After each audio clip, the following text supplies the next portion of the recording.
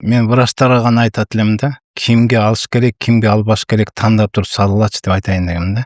Вакцина, эмдөө боюнча дагы айткан сөздөрүңүз бар экен, башка жактардагы.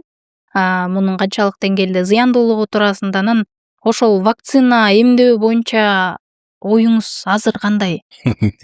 Мени политикага тартып атышпы. Мен мурунку оюмду айтсам, адаттуу чоң скандал болуп кетет.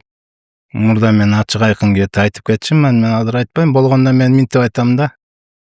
Закон кабыл алды. Алыш керек болуп атат.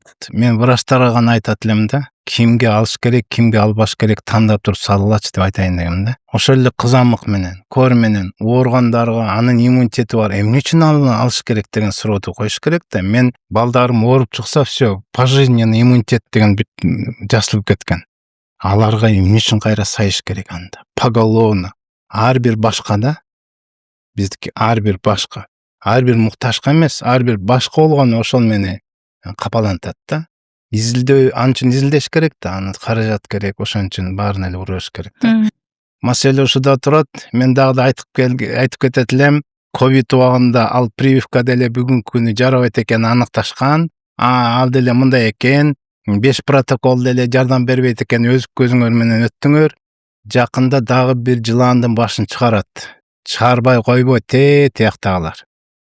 Ал тетиги Африкадан чыгышы мүмкүн, Индиядан чыгышы мүмкүн, өткөндө Кытайдан чыкты, бир жактан чыгарат обязательно жылаандын башын. Мынакей деп тургандан кийин тапыратып баштайт. Эмне бул бизнес? Мисалы, башыңыз ооруду дедим, баштын жана айтып калдым. Баш ооругана дары берет. Баш ооругандар бар эле эмес да. Ошон үчүн баш оорунун дарысы анча өтпөйт.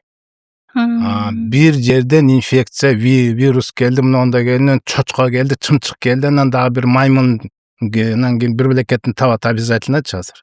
Индиядан тиякын келди да, анан кийин эмне поголовно бизнес сразу түшөт.